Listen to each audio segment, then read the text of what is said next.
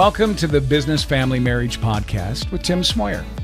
This is his personal podcast where he shares what he's learning about growing a seven-figure business while also raising 7 children and deepening his relationship with his wife at the same time.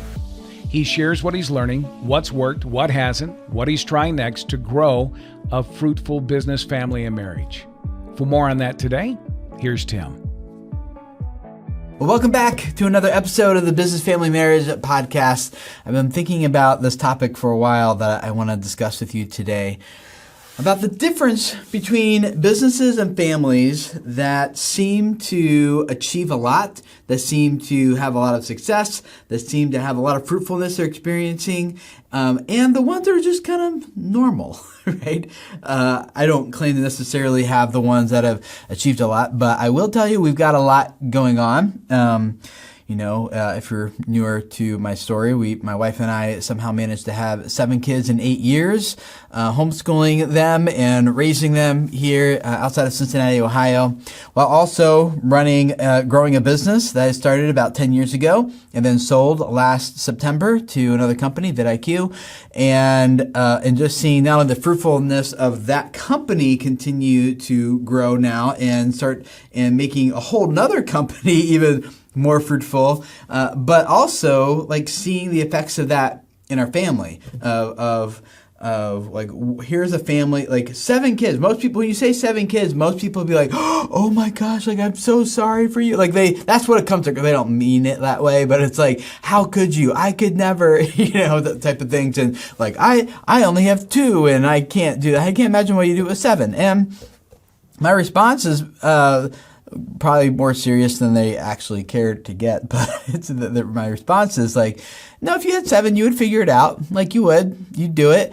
And I found that having a growing family and doing my best to ensure that is a fruitful experience for myself, for my wife, and all the kids and everyone involved and the people around us in the community. A lot of those same principles translate to what makes for a fruitful business. So I learned a lot of these skills at the same time in 2 different contexts with a growing family and a growing business. And I'm like, there's a lot of overlap here. And so when people say like, I could never, what I feel is they're saying like, here's normal over here. This is what like most families do, and this is what that story normally looks like. Tim, your family story looks way different. It's like you're homeschooling and you got 7 kids and you're running a business and then you sold the business and then now you're working inside this other bigger company, helping lead that company. And you somehow like we still do date nights and we're doing jiu-jitsu several times a week and we've got all this stuff going on. And what makes that type of lifestyle possible in a way that feels energizing and fruitful and not exhausting and tired? What makes like a family and a business kind of stay in this normal place versus what gets a family and a business to be in this high capacity, fruitful place? And again, I don't have all the answers, but I've been thinking about this for a little while. Mostly because of the comments I get. I could never, or what were you thinking? Type of facial expressions you get when you hear that. And I'll be honest, like the past 10 years have not all been like 100% fruitful. I think that's how you learn to make something fruitful is like all the difficulties and struggles that come along with that. But I think we're at a good, healthy spot now. And looking back, I can kind of reflect on, at least in our family story, what were the differences between normalcy and excellence in business and in family. And there's a lot of overlap. I think the first thing that came to mind, and these are all principles, by the way. These aren't rules. These aren't like, like this is always the way it works. I'm sure there's exceptions to all of these, but generally these just feel to be true to me. I think when people want a fruitful and healthy business and family, and they're comparing what they see or what they know to someone or another family or another business that is really fruitful. And maybe parenthetically, I should state that I do kind of see families and businesses similar. They aren't the same, of course, right? There's a lot of really important, significant differences, but they're similar in the sense that they are you can think about them both as organizations, and the family is an org, the company is an org, an organization being like a collection of people who are existing together, hopefully on the same mission towards the same goal. And I think when it comes to family, people don't always think about family as like having a mission or being an organization on a mission with a goal, right? We think about that sometimes as a team or as a team inside of an organization, but your family can be a team together as well, right? Led by a mother and a father who are training and teaching these children, and the family rhythms and dynamics all support, like, this is the direction we're going. This is what it means in our case to be a Schmoyer. This is what it's going to look like, and thus this is how we craft our weekly rhythm to facilitate that and ensure that actually happens. Just like you would in business. This is what we're trying to do for our customers, and what rhythms do we need to craft in our business to ensure that we deliver this for our customers, so we continue to serve them well, right?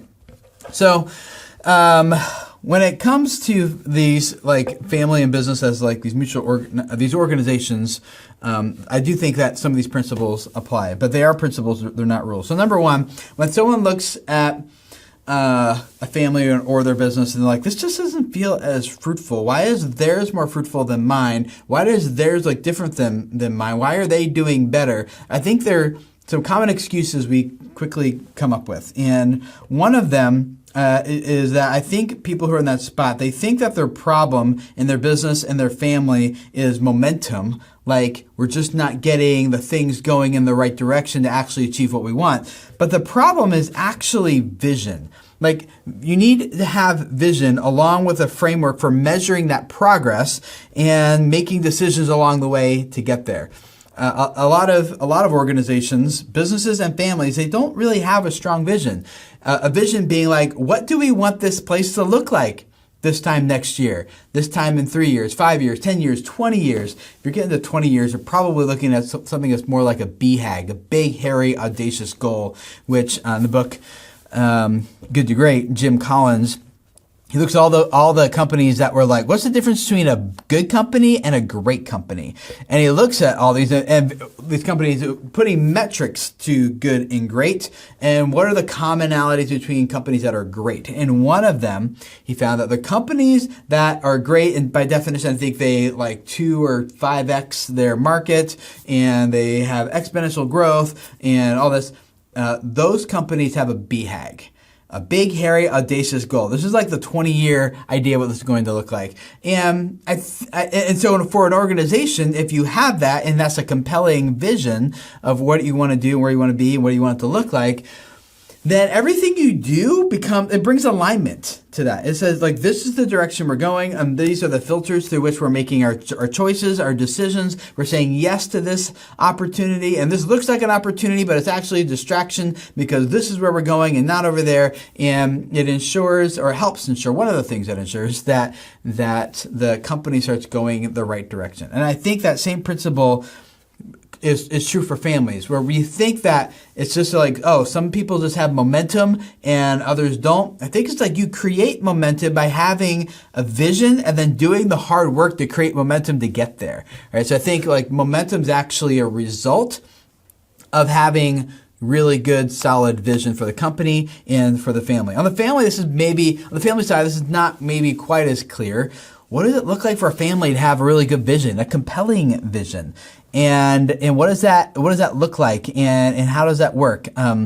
That is something that I think every married couple needs to think through, of like, what do we want this to look like, and how do we even figure out what that is, and what does it mean to be a Schmoyer or whatever your family is like, and creating a sense of identity for yourself and your kids and your family around that family story. I've done episodes in the past that gets more into how to put together that family vision, so we won't get into that here. But I think if you feel like you just don't have momentum in your family or in your business, and you kind of feel like it's just existing I know it's really easy in a family because we don't really have KPIs, key performance indicators. We can have them in a business. We can see, is revenue going up or is revenue going down, like actual numbers. Are we getting more clients or fewer clients? Are they getting more results or less results? There's clear KPIs in a business because the business needs that in order to survive and function.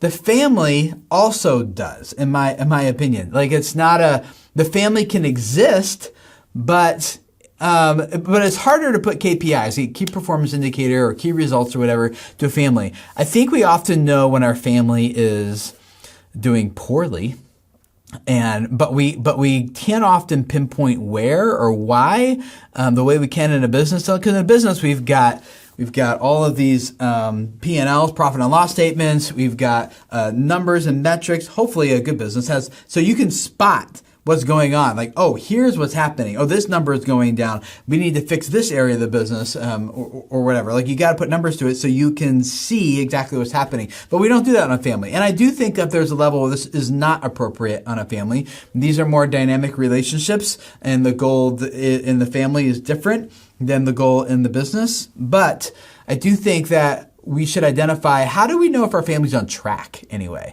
How do we know, I can tell when everything's going poorly or when we just all kind of feel like we're existing together and don't really have momentum. But what do I look at to feel like the family's moving forward?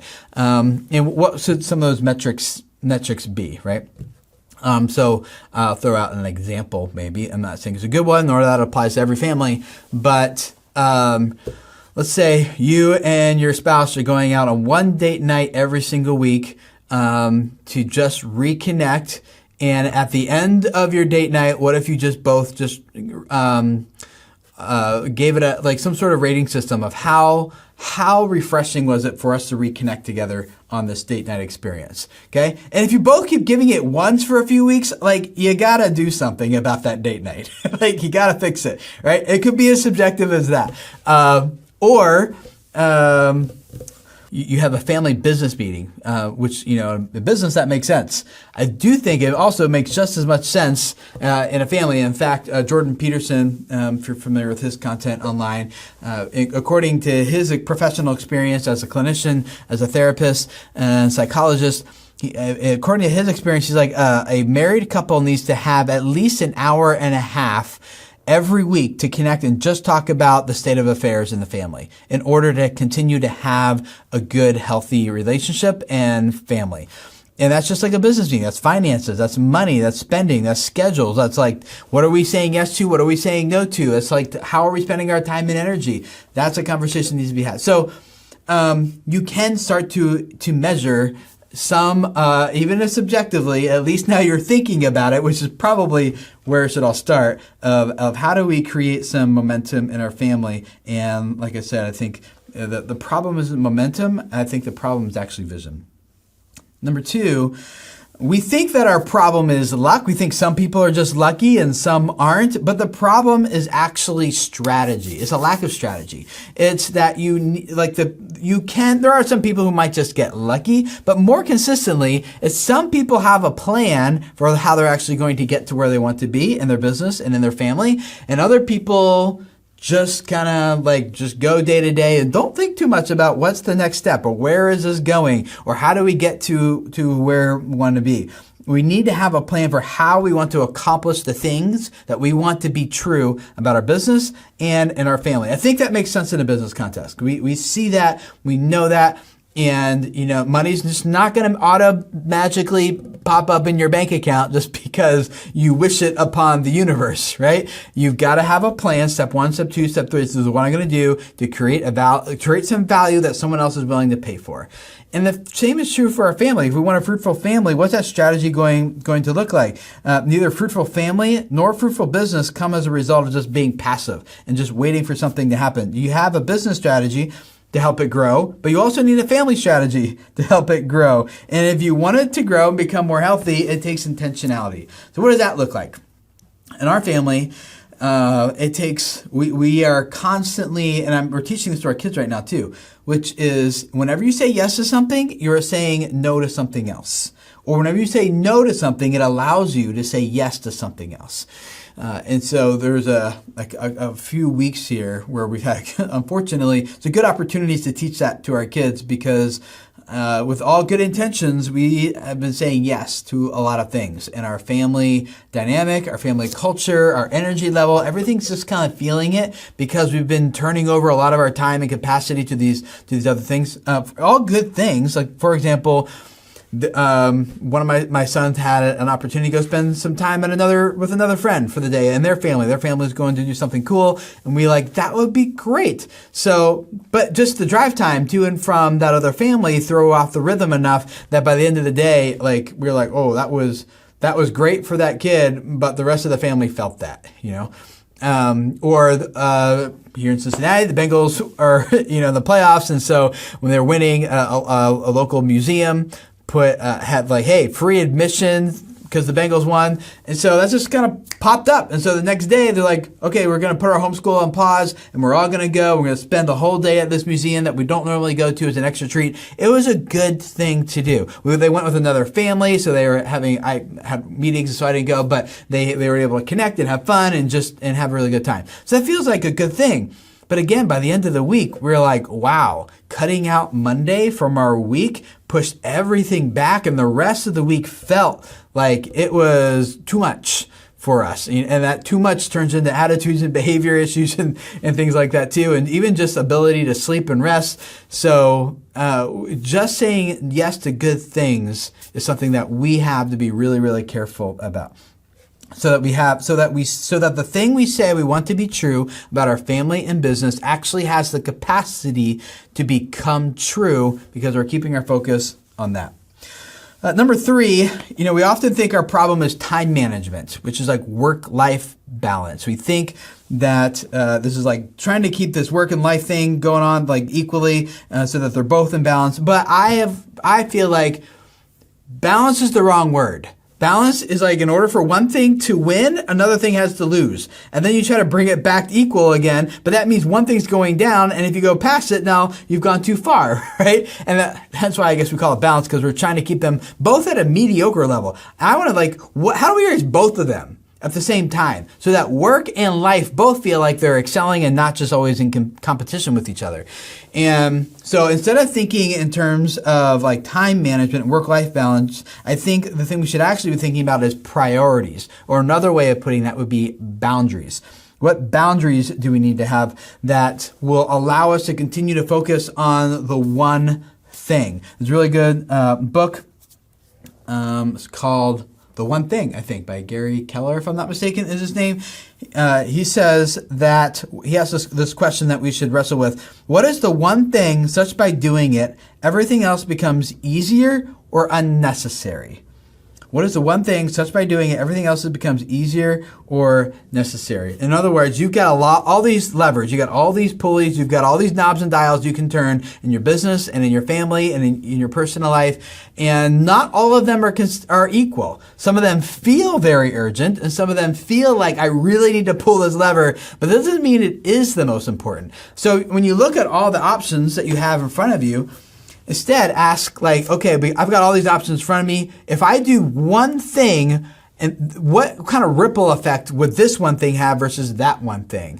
And for me right now, the one thing in my life personally, not a lot of these I do personally too, because we got family strategy, you got business strategy, but you also have personal life strategy, what's your mission for your life and things. So all this, that's a whole third dimension I'd love to get into. But anyway, for me, right now, it's how do I just protect, I chose that word very intentionally, personally, protect margin for life-giving activities. Because very quickly, the life-giving activities dissipate, and before long, I am just a workhorse going from one thing to the next thing. And I did that for a while, and I had a physical collapse several years ago. And I learned the hard way that is not a sustainable nor fruitful way to live personally. And then that had a significant impact on our family and on our business and our clients and everything. And so I know we all know this intellectually, but I don't know if we always believe this deeply in our core, which is that we have to take care of ourselves in order to be helpful and fruitful to other people. in where they're at in their life, right? And so rather than trying to keep everything in balance, it's just like, what is the one thing? How do I ensure that I protect margin for life-giving activities? And so for me, I've defined what those life-giving activities are going to be and how often they need to happen each month. And I'm reporting every week to other people on our team about here's where I'm at. Because other people on our team do this as well. They have personal objective for the quarter and then key results they're writing about each one to ensure that they actually come true in their lives. And we're keeping each other accountable and reporting back to each other each week, which is good. All right, so that's the one thing I need to do, because if I have more margin for life-giving activities in my life, everything else becomes easier or unnecessary at that point, at least for where I'm at right now with life. That thing continues to change. In fact, in our business, with our team, when we do personal OKRs, objectives and key results, we reevaluate them every quarter. But sometimes it's like more than a quarter. It's like, it's been like 2 weeks or 5 weeks or 6 weeks or something. We need this probably just needs to be updated and reevaluated again at that point, right? So the other thing that I hear is like, Tim, how do you make time for everything going on? And I think we know this, but again, maybe we don't believe it. It's just, you can't make time, right? There's no such thing as making time. Time just is. It all just, and it really, I think we let people take time away from us, or we choose to give time to things we shouldn't be giving time to. Okay, so you can't make time. Get that out of our heads. You either give time or you let someone take time for you. One is intentional, one is passive. If someone's just taking time from you, that's because you haven't set up proper boundaries and you're not saying no to people or to things. You're just letting them take the time, and at the end of the day, you're like, shoot, where'd all that go? But instead, it's like, what do we choose to give time to? So when I get an email, like, hey, sorry, I know your time is valuable, but I'm like, okay, you don't believe my time is valuable, because if you did, you would be going about this way differently. It's like, don't write me a long email, and after 3 or 4, especially like these spam emails, like, they might be personally written, but or LinkedIn messages or something, where a new connection, and like, hey, I know your time is valuable, but I'm going to choose to try to take some of your time from you anyway, because I believe that what I have to say is more valuable than your time. And I'm like, I will make that decision, not you. Delete. So, like being intentional about thinking instead about making time, and think instead about giving time.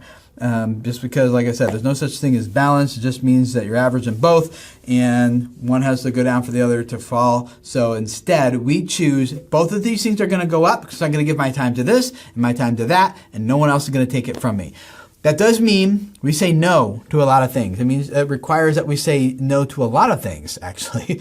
That would compete with our time. It's really important that we don't confuse opportunities with distractions. There's a lot of people who will come, and a lot of opportunities that come up that are actually distractions, and knowing the difference between the two is really important, and having a clear vision of where you want to go and how you're going to get there is one of those filters you can use to ensure that you stay on track.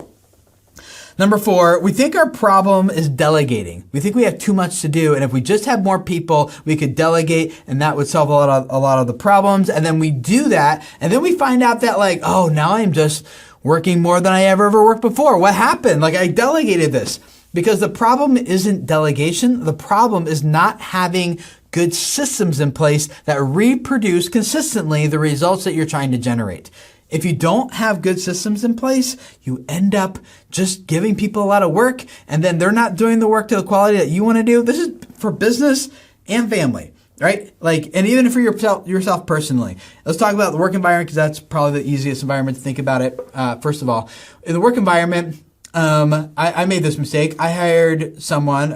One of my first hires was a personal assistant, and I was like, I just need help with email and calendar and scheduling. And at first, that was not fruitful. That did not save me time. All that was happening is I now had another person to manage, and I had to explain and do a lot of the work myself, and now I was paying money for that. The benefit of having doing a lot of the work myself, and so I quickly learned that in order for this to be fruitful and for this to be worth the financial investment I'm making in this person's compensation, that I need a good system. I can't just say to this person, here's this job, do it, good luck. I have to say, here's the job you want to do, and I figured out step by step everything you need to do, that if you follow this process, and you will get the end result that's 100% every time, or maybe not 100 depending on the task, especially ones that are more subjective, have more creativity involved, might be 85%. But at that point, no one else notices the other 15% except for you. It doesn't actually make a difference in your business or in the client satisfaction or anything like that. So it's about can I reproduce the thing that I expect consistently enough and put it into a process or system that someone else can follow. Then when you delegate, and having a team actually becomes a part of the solution. And now it allows you to serve more people and allows you to do bigger things than you could have before. And so having good systems makes something fruitful and sustainable and predictable. Whether you're running the system or you're paying someone else to run the system, or you have kids who are running the system. Now, we have 7 kids, like I said, and when you have 7 kids, you can't just be hey, your job is to do the dishes, because one kid will do the dishes one way, another will do it another way, and another yet another, and sometimes the dishes will come back dirty, sometimes they'll come back sparkling clean. Right? And the temptation is they're oh, the kid who makes it sparkling clean, just let that kid continue to do it. And that might be true. But then I found, though, that kid tends to do a lot of things in a sparkling clean kind of way. What about the kids who aren't doing everything that way, right? And so whatever the task is, we don't just ask our kids to be hey, get the trash can and bring it up from the curb. Instead, it's you get the trash can, you bring it up from the curb, and this is where you place it. It has to be between this spot and this spot on the wall, and back far enough that we can pull the cars. We got to make it specific, and everyone understands that. If everyone understands that checklist for how you bring the trash cans up from the curb, and they follow it, your trash cans should be where you want them every single time. Right? Or if it's feeding the dog or feeding the chickens, or if it's, we have chickens, right? Not everyone has dogs or chickens, but we have both. You get the idea. It's what does it look like to set my kids up for success so that when they are asked to do a chore, they know how to do it and they do it well every single time. If you have to create and print out a checklist for them, do it. I don't think that's insulting. I think that's how you train them for real world experiences as they get older. When they're going to be at a job and they're going to be handed a checklist and they're going to be saying, this is the job you need to do. And even if they're not handed a checklist, now they're a little bit more prepared to take something. They're oh, I did it. That worked really well. Let me go back and think about each step I took so that I can continue to take each of those steps over and over again. And now they can train and equip other people to do that process, okay? So it's not about delegating. It's actually about having good systems. It's not about having more work. It's about creating efficiencies for other people to do their work when you do hand it off to them. And number 5, we think often that our problem is we just don't have enough resources to do this thing. We don't have enough money. We don't have enough cash. We don't have enough whatever. But the problem is actually creativity. There's a principle called the full plates principle. And the full plate principle is if one of the ways people can lose weight is just use a smaller plate. Because if you have a smaller plate and fill it up, you'll eat everything on the plate and you'll likely feel satisfied. But if you have a larger plate, you will still fill it all up and you will eat all of that now in order to feel satisfied. And so the same goes with budgets and resources. If, I worked at a church for a while, and I remember my annual salary or my annual budget for the ministry, the youth ministry I oversaw was $1,400. So I had $1,400 for the year to use. That doesn't even really cover pizza for a couple teenagers for a year, right? So I was forced to be really creative now on how I solve some of these problems. Another place might have a budget for the same thing of $10,000, and now they're just throwing money at it. And what we did with $1,400, they might accomplish the exact same thing, but with $10,000. Because however much capacity you have, you will fill it up. Maybe you've experienced that yourself. As a business owner, maybe you're like, oh man, I got to make this hire and get this, that, and the other thing off my plate. Whew, okay. And once I do, I'll have so much time, so much flexibility, right? So you hire that person and you successfully hand all that off because you got good systems in place and they're doing it. What happens to your time? I mean, really, like, do you actually end up with now you're only working 15 hours a week instead of 40 because they're doing 35 hours a week? Is that what happens? No. Somehow you still fill up your plate and you've got 40 hours even though you passed off everything else. And then, so you try it again. You hire, at some point, you'll learn, if you're a small business owner, that hiring does not necessarily solve capacity problems.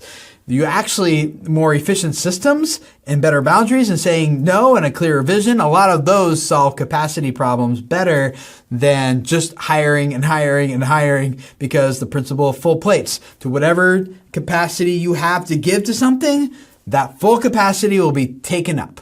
Right. And so we think that if we just had more resources, if we just had more money, then we could solve this problem in our family or in our business. But that's, in my experience, very rarely the case. The more limited your resources are, the more creative you can become in solving that problem. In fact, I heard someone say, I don't remember who it was, but someone said that the more resources you are, the less creative you are. And so if you want to become more creative, just limit your resources and you'll become more creative. So if I work with a lot of brands who are doing YouTube content, and some of these brands will spend a lot of money recreating shaky hand cam, footage to make it feel real and authentic.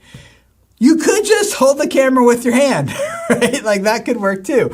But because they have the resources to do like this really professional production, they recreate it in a very controlled environment, high expensive equipment, all this stuff. So I think that's probably an extreme example, but fewer resources mean more creativity, not necessarily limitations. So how else can you creatively solve the problem without the thing that you have in front of you that you wish you had and you thought would actually make this a lot more helpful and quicker, and maybe in some cases it will, but as a general principle, more resources just force more creativity. In the end, that seems to be better for problem solving.